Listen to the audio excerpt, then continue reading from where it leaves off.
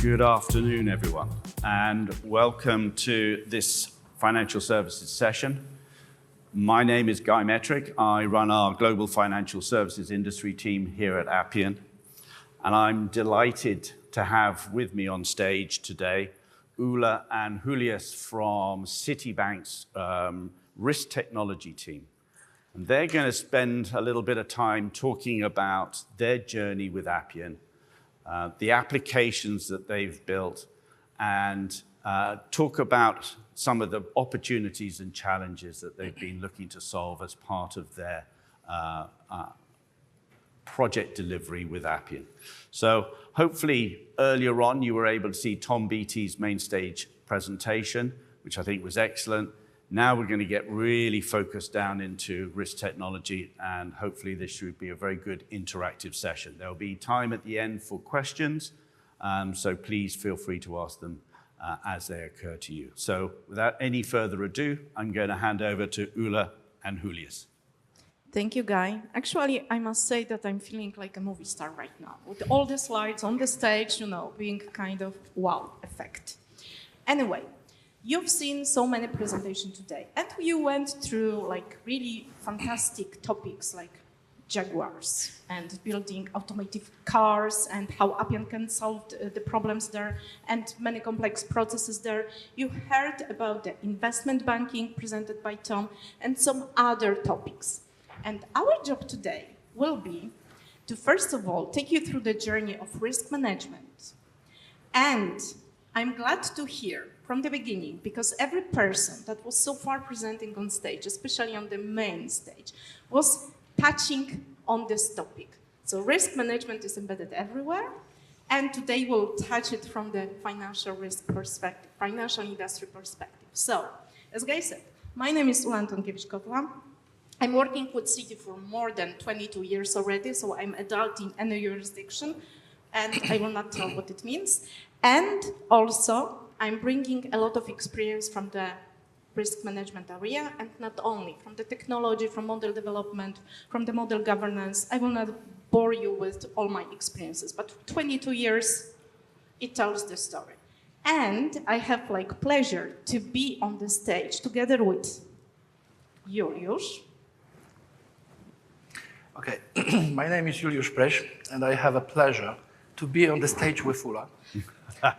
I decided to have more companies in my life than only one, so I decided to visit different companies and different areas. So I have experience in capital market more than 15 years. Previously, I joined Citi almost 5 years ago, but before this, in my previous role, I was responsible as a risk manager in a brokerage house in Poland to exactly supervise and control and execute ICAP stress tests and different types of stress tests.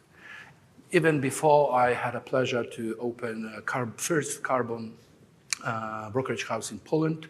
I was responsible for trading in different carbon exchanges. One is here in London, ICE Exchange. Second is Germany, the third one in Poland. So I have also a quite big experience in many areas, not only risk, but also in business. And since 2-3 years, together with Ula, we are having a pleasure to work in a risk worker solution team, where we are responsible for building different tools to support workflows in risk organization. Thank you, Julius. And actually, yes, workflows in the risk organization. So we will tell you today what it means to be part of the risk management organization.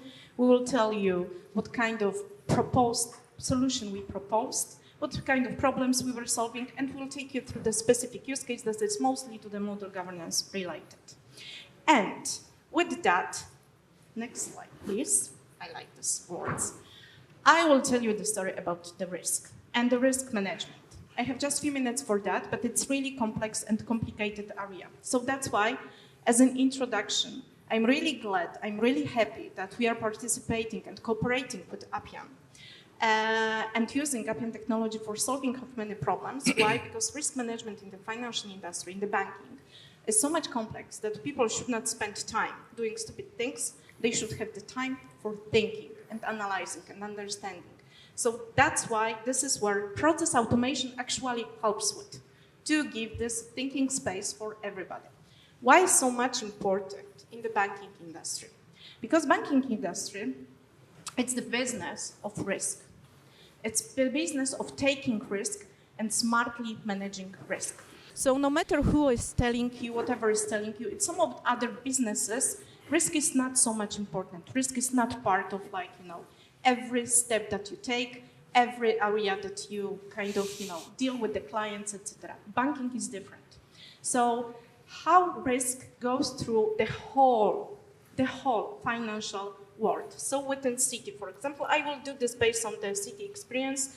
And example, why? Because I think it's really large organization across the globe and present on many markets and in many business areas. So what it means to be part of the risk management in the banking side. First of all, you need to set the business strategy and execute on the business strategy. And disregard what kind of business you want to make. Are you want to provide the financial services for the individuals like us, or for the corporations, for the companies, for the governments, etc., or you want to do purely the investment banking, which is advanced financial instruments being provided for many different type of clients. All of these businesses are actually related to risk, because any product that is being offered to any of us is risk related. Because pure banking is, I'm taking deposits from you and I'm giving this money to somebody as a loan. This is the very simple version of the banking business. So I took somebody's money, not mine, and I gave it to somebody's. Now, it's not me, I don't know what will happen. So what kind of risks I'm facing? A lot. First of all, this money will not come back to me. And the guy that actually gave me her money will come to me and ask, pay me back. I have nothing to pay you back because, I gave the loan and they did not pay me yet. So we have problem, we have issue. This is the basic problem and basic challenge that you are facing while doing the banking business. And in anything, in any type of the business, you are actually facing that part. So it means that risk and risk management in that organization is critical and is crucial.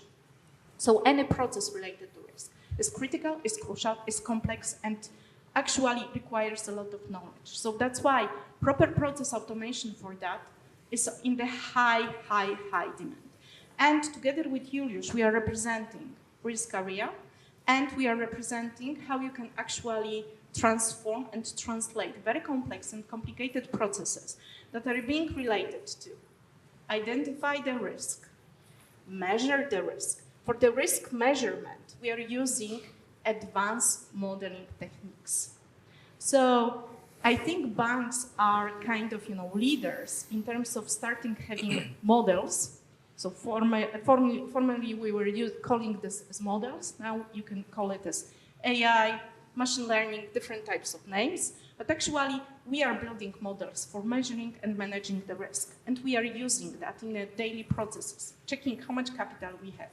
Are we meeting all the stress analysis? So let's visualize that something like SVB Bank, which means Silicon Valley Bank, that actually collapsed recently during last year.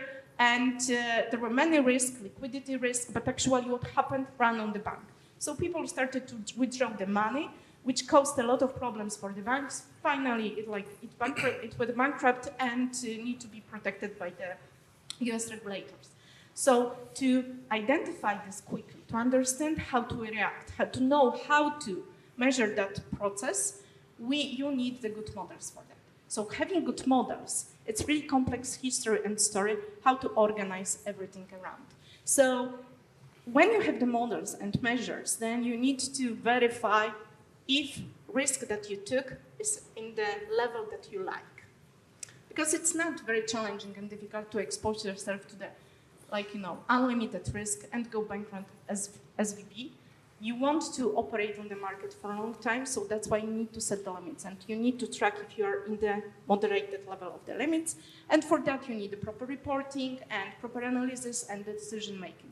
And then with that, we are coming back to the business strategy. Am I having the right strategy considering all of the steps that so far happened. So, guys, this is very complex. It goes through everything. Risk management people, like us, are very smart. And we need the space to think. So that's why we need great solutions that will help us to automate the process. And with this complex story and history, I will right now pass the voice to Juliusz, because Juliusz, together with our fantastic partners, I want to mention right now, PwC, Ashwin, thank you, EXO, Vijay, thank you, helped us to create the great solution that is scalable, that is actually created for the many different workflows and is supporting many risk processes, all of these complex processes I've just mentioned. And how it works, Juliusz, the floor is yours. Yeah. Thank you, Vijay, thank you. Before I will go to the next slide, I would like to add a few additional things here. Guys, remember, in every banking industry, frankly speaking, every company that is under supervision, we have three different forces that are fighting each other. One is a sales force. They have to find customers. They have to quickly and with limited number of actions show products, sell product. Number two, we have a risk management departments inside and compliance and legals. They're saying, hold on, we have some procedures. We have to collect our signatures. We have to collect approvals. Guys, are you sure you know all these procedures and manuals, how to open new account, etc., etc.? You cannot promise something that we cannot deliver. And the third force that is pushing down is regulators. They're saying, hi, we would like you to have extra exercise, maybe new stress test, climate one, or another one. So that means for all this type of risk, and this is high level, I can assure you that we have hundreds of different processes related to risk. We have to create teams, we have to create projects. In fact, we have to design workflows where many people are involved. Quite often they are fighting each other because sales forces, they would like to have very quick approach, and legal would like to have more time to review everything and do some adjustments in the contracts. So what's going on quite often? People are using emails, they're having a lot of different topics in agenda. Projects are lasting many, many weeks. In the end, we don't know who gave approval, who has this, who can confirm this, because everything goes through emails. We are using different sources. We propose to keep everything in one place, just to avoid that if we would like to ask, okay, who developed this model 5 years ago? Why? Who did internal review? What kind of inputs and variables were dedicated and which variables were eliminated? Before Appian, we couldn't say who, because it was one lady or a bunch of people. They decided to change organization to a different organization in city, or maybe even leave the company. And it was difficult to track. And without history in organization, it's very difficult to learn new things. So sometimes it's happening that someone is doing a very good job, spent 6 months, and he's leaving the company. And we don't know what happened. He just delivered to internal model risk management specific model, and we don't know why. And then there is a new regulatory request. Please do some changes in the model. And the new team is saying, okay, let's start from the scratch, because we don't have memory, we don't have history. And we are doing again the same job and having the same conclusions and spending a lot of time. That's why we decided to have everything in one place. And if you remember, I also said that, and I remember that Ashwin from PwC and Vijay, he helped us to propose one solution, universal solution, Because we started our journey with Appian, okay, we have many different teams. Someone would like to have workflow with 5 tasks. Someone is saying, no, I would like to have 10 tasks. Someone is saying, no, Julius, we are doing reviewing, we need at least 2 approvals. And after a few months, we just realized that this is a fluent situation, and after reorganization, everything may change. So instead of building 5, 10, 15, 20 hard-coded workflows, specified workflows with assigned people, deadlines, and exactly tasks, we decided to use Appian and create a kind of universal panel to keep all these objects customized. I mean, ready for configuration without any development. I've heard today that someone said, oh, there is a high code or low code or whatever, guys, we are doing as developers. In control environment, we have to follow SDLC procedures. In general, that means you have, if you develop as a citizen or technology, it doesn't matter. You have to, from development environment, go to seed testing, UAT, and then on production. That means that every small change costs organization at least weeks, sometimes even more, because people from technology can demand, before we will do anything, we need to review BRD documentation or any requirements if we're using Agile. And then we will check what we have in our backlog and book of work for the next year. So please come to us next, I don't know, Q2 or Q3. And then we will implement this small change. So we decided to avoid all these problems. And from low-code platform, we leverage Appian, in our case, to no-code. That means we can create as a user without any development or deployment. We can create a different type of objects in master data. We can map these objects in managed data relations. For example, teams and processes that are inside these teams. We can upload some documentation if we have to. In this case, we are uploading very basic set of data regarding models that we're using in risk management.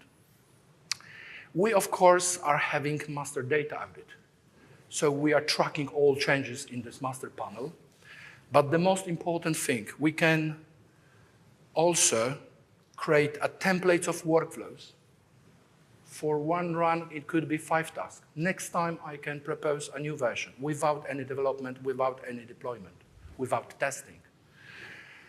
And because we know we have hundreds of teams in risk organization, in virtual organization, because this is the whole city group, frankly speaking, we are talking about more than 100 different legal entities across the globe. So sometimes it's even more difficult to say, oh, I'm sending something to you, Thanksgiving. That means he can go and check this maybe next Monday. So the process is even more problematic because we're talking about different time zones. So we decided also to reflect different teams. Here is just an example. In risk organization, and we can create containers, groups, where inside you can have your own list of processes, and for each process, you can create your own workflow. And this is a general, universal approach. I will let you know, I will tell you more in 1 second. Now, time for Ula. So actually, this is the solution for all of these complex risk problems and processes. And we started, I do remember when we started to build this with the Excel with PwC 2 years ago, and I just reminded myself, you know, all of these strange names that occurred for me at that moment, workflows, milestones, tasks, and oh my God, what's happening here? Right now I'm like, you know, the kind of senior expert on the Appian and solving problems in Appian. So, you know, you can learn even at any age this whole process, and this is great story. So, but anyway, before we approached this in that way, we started small. What it means we started small. Don't start big from the beginning. Start small, but smart. So our approach was take basic use case, one of the processes, not all the processes, but one of the processes, and implement. So what it means? It means that we selected the use case that is originally, actually, for group engaged of like 20, 50, 30 people. So small use case. And we designed the solution for the small use case to actually accommodate in 25, 500 people. And the ultimate goal and aim is to have even 5,000 in the same one application, and it can be done without extra development. But how we started from this small use case? Still, the problem was complex, and the problem was very kind of, complicated. We took the ICAP and stress testing. ICAP and stress testing, this is like the typical words that we are using in financial industry. This is the checking how much capital we have versus the risk that we kind of, can generate from our P&L.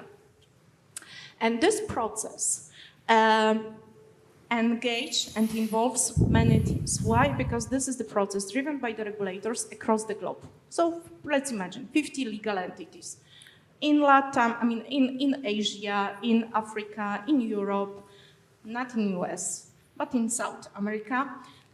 So this is the process, and all of these teams, they need to have their own ICAP solutions. The ICAP solution needs to be supported with the model and the model results.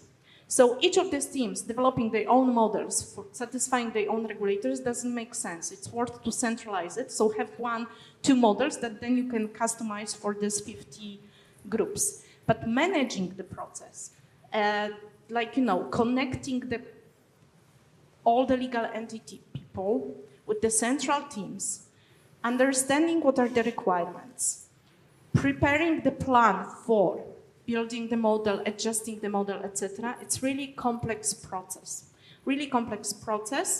and we took it as a first to build. So, the models that are supporting the ICAP and stress testing are not like hundreds of them, just few of them.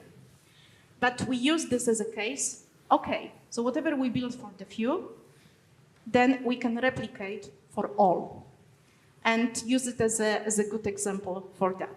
So complex process, but still limited to one of the key purpose and driven by just few models. Yes, and like around the globe, many teams that need the solution and just few central teams that can actually deliver the solution for that different participants in the process. So what we proposed as a solution, and I will just do this quickly and Julius will show exactly what we did. So collecting the request from many different users, this is one of the key process. Then converting this request, so whatever we want to do into the actual workflow, let's do that. Model repository, so understanding what we have, what kind of models, as I said, for the ICAP, just few, let's assume 10. What we have in the Appian, it's 3,000. All the models that exist around the city for any purposes, not only for this like ICAP and stress testing. Admin panel, which means scaling effect.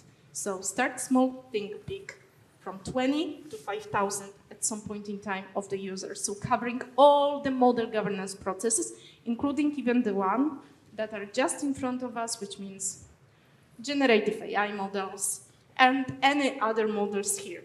So guys, having Appian solution for solving many admin stuff around any process creates the space for thinking where I can actually apply Gen AI and how to apply it, because you have time for that. Without this extra time, you have nothing.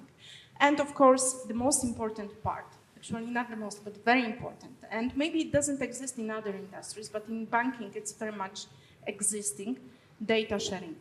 So we need to have all the agreements and allowances for sharing the data between countries, etc. Although we are one company, I'm working in Warsaw. I cannot see the balance sheet, the clients for Canada City. I cannot, unless I have special agreement for that. So this is like the key challenge that we solved also within one application. And specific solutions, Julius? Yes, so as Ula mentioned, we have few very important modules. The first one is request. After deep analysis, we understood that we can classify workflows in our company, 2 types of workflows. workflows. One, someone is sending a kind of request, I need something you to do for me. I don't know maybe exactly how you want to do it. I just received a letter from regulatory bank. I need to provide some outputs from stress tests, but guys, you are here to help me. So a lot of this kind of requests. Or we are doing business as usual. We have workflows, and exactly we know how to do it because this is something we do every quarter, every month, every week. So the first panel is to address the first type, requests. Every person that has access in our organization to this application, they can send requests. They can provide a title, in this case, model for UK ICAP stress test, for example. If they will click here and open the drop-down menu, they can see many, many different teams that we have in risk organization. They can select, I would like to address this request to this team. And especially I know that there is sub-team scenario design because I need to discuss with them. I can provide also some information. This is regulatory requirements or maybe business. So we have a few drop-downs to get more information and provide more information exactly what I want to achieve. This request goes to one of many, many teams. I presented in the previous slide. We have a structure of different teams. And after reviewing, specific team can respond or can act in 3 different situations or possibilities. One, he can say, oh, this request should go to a different team. So I can reassign this request and send, let's say, to another team. Monica, this request should go to you. You should go and check. There is request from team in UK, they need your support. And this is not my problem anymore. Second, probably this is exactly what I'm doing, but requirements are high level, I need more information, so I can revert this request back to the requestor and ask, please provide me more data, exactly what do you mean, maybe we should have a call, because right now I don't know, can I accept it or not? I don't know what I'm supposed to do. I know that there is a problem, probably I have to help you, but description is not enough. So we can go, play back and forth until I will have and collect all information to finally classify, accept or reject. If I will accept, then on the dashboard, I have requests, collected requests. Some of them are pending, some of them are accepted, some of them are even associated. So if you can guys see here, request 74 is accepted, associated to the workflow. So when I've decided that with my team, we should help, and this is exactly our task, this is the process we are supporting, we can accept this request, and based on this request, we can kick off our own workflow, for example, to develop the model with totally different number of teams or people involved. So in other words, I can aggregate one or more requests, and based on them, I can kick off my own workflows. What kind of details I can see here? So I have requests, I have model ID. Sometimes it's not selected because not always every process in risk organization is directly related to models. Sometimes this is just a portfolio review. So we have a totally different types of workflows, and I have to be flexible, and this is our solution. We don't have to use every time model ID or every time models. But we can provide more information exactly what is the deadline and what is more important, what is the priority. The team that's responsible to deliver something, they can classify that, oh, this request is more important because this is regulatory driven. And if I may add, of course. So we started small, as I said, for the ICAP and stress testing, but the request form is actually prepared and meant for collecting any possible request related to risk process, not only to model, but to any risk process. So that's why this kind of admin panel and drop-down menu that you can structure from the admin panel, not from heavy development or like going into the details of the application, is meant for that. So I can add many teams and many processes. So collecting all the requests for all the risk, not only for the model specific and for selected teams. So this is, I think, the beauty. So as I said, we started small, but we designed big. And right now we can accommodate many complex processes and communicate with many different teams across risk using this request form. The second module, workflows. As I mentioned at the beginning, we had a big problem to decide how many steps or tasks in a specific type of process, because many different stakeholders wanted to have shorter or longer. That's why we decided, really, should I be this person or maybe the senior manager to decide how many milestones we should have in this application? Together with our friends, we decided to build a universal module to create universal templates.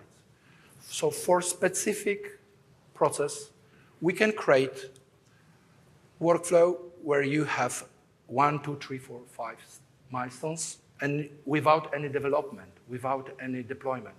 As an end user, you are just saying, so how many milestones you would like to have? How many tasks? Would you like to have some of this task mandatory? What is the deadline? Who should be assigned? Do we need any comments or attachments as output from this task? So I can click this as a user without any development. And of course, if you can see here, you can add more. So even if you created this template and you kick off the workflow and you decide that, oh, I should have more, even if the workflow is pending, you have always capability to add new task or new milestones. Or you can change assignment because someone decided to have a holiday, a vacations, or is leaving company, or is sick and we need to change deadline. So even in this case, we can accept the tasks that are already completed or pending. For any other not open task, we can modify the template. So that gives us a power to say, really, guys, try on UAT, what is the feedback from all these users? And these end users will tell you how many milestones we're supposed to have. In the end, if we will change the organization, we will change requirements, new standards, new policy, without any deployment, we can modify this. We can change this in a minute. And if we have such workflow, and it's pending, we can see here that we have a lot of interesting additional informations, like all comments and documents related to this workflow. Attributes, I will tell more about it in 1 minute. Audit history and all deleted milestones and tasks. So even if given workflow is pending, and someone would like, oh, I will, all these controls and audits tasks I will remove. There is information in the audit, so we can track all changes. And of course, we have a lot of information. Who's supposed to be the next, where we are, what kind of, which team is responsible, and other generic information. And in the end, we have the beautiful dashboard for all workflows. Some of them are pending. Some of them are just started, in progress. Here you can see only all of them in progress, but with different level of progress. But you can here see a lot of different filters. So you can do a lot of information, you can check a lot of information, what's going on in your teams if you are senior manager. If you have, let's say, 200 people, many different teams, and all of them are using this application, and they are having a lot of projects, you don't have to organize a meeting, please tell me what you are doing, where you are. I can go as a senior manager and check what my team is doing, how many workflows is already completed. If something is not completed, what's going on inside, which task is waiting, and who is responsible for this task. And if we can say that this is the end of the application, no. With support of the Excel and PwC, we started building something very small. And we launched this on production last year. For another few quarters, we added a lot of additional features, and now we are adding additional few very important features. For example, as I mentioned in previous slide, attributes. So frankly speaking, every workflow is delivering some information. Right now, we have comments and attachments. But in many cases, people are using this kind of tools to build a kind of dashboards with information. What is the specific exposure for specific legal entity or bunch of different outputs from stress tests?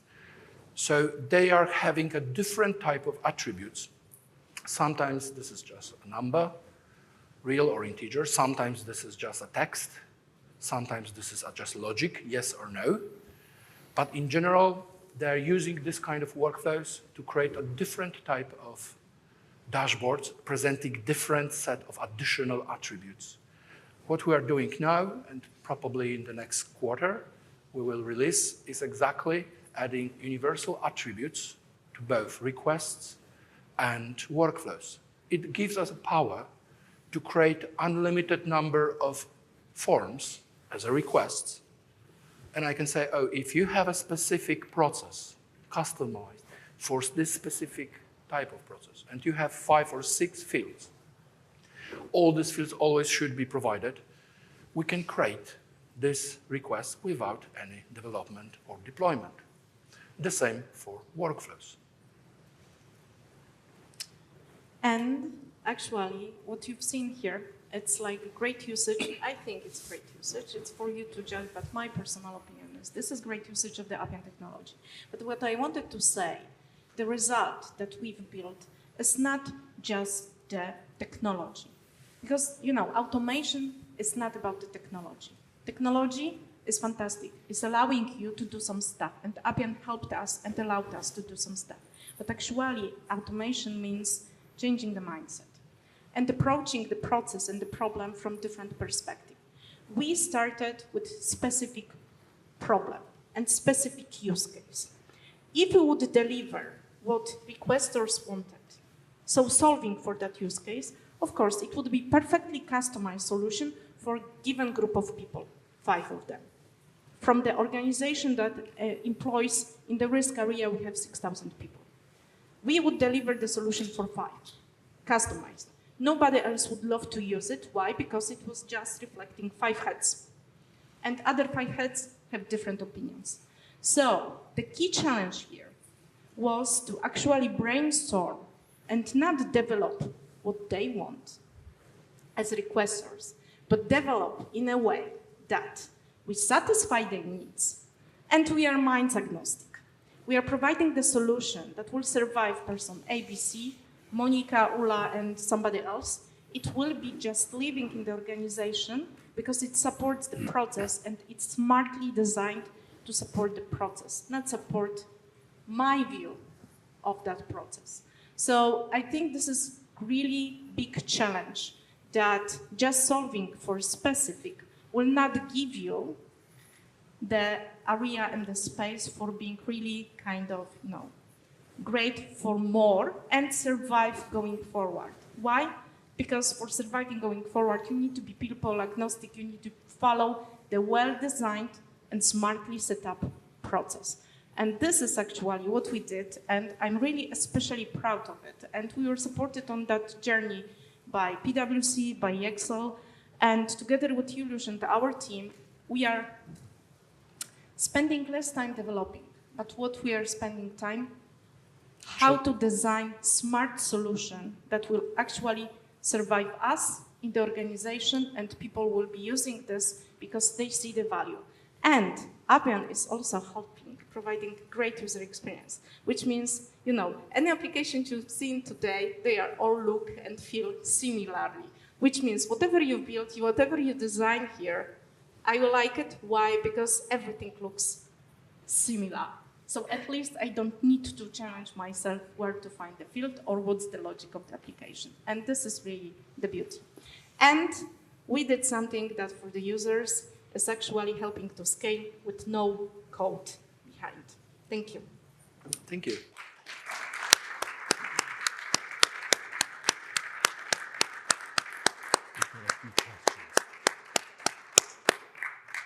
That was wonderful. Thank you so much for talking about your journey. We do have a number of questions that have been asked by the audience. The first one, and this is as they've come into the Q&A session, what are the actual models built on, and do you need an interaction between that modeling tool, e.g. Python or whatever it is, and Appian? Is that important as part of this? Actually, this is a great question, and thank you so much for that. This is the inspiration that we got today, and this is like the next level of development, because Appian by itself will not solve for the model development. Because for model development, you need some other tools, and mostly Python, as it was mentioned. So many people are using Python for developing the model. So what we can do in the system and in the process is not to develop the model via Appian, because it's worthless, and there is no point to do that. We should develop the models wherever is the best place and application for developing the models, which means Python, maybe Appian, maybe this is like the challenge for you, I don't know. And what we should embed into the application, and we are planning to do that, is model execution, which means triggering from the Appian level, running the model, which means connecting with the whatever will be the Python library, wherever we will have the model actually implemented. Let's trigger this from the Appian level, run the model, get results in the library, and come back to Appian presenting this. So this is something that I see as an advantage and I see as a value, and we will add this as the next level. So it means, like, so far we covered everything inside. It's time to extend and to integrate with some other applications and other solutions, like model execution, for example, not model development, as I said. It's a completely different story, how you actually develop the model, writing the Python code. But model development, model execution, documentation that you need to review many people, etc. So there is a lot of potential going with Appian outside of actually Appian, but integrating within the process. Next level. Thank you for the question. Next question. How big is your team to support this application, and would you expect that to have to grow with the increasing number of users that you have on the platform?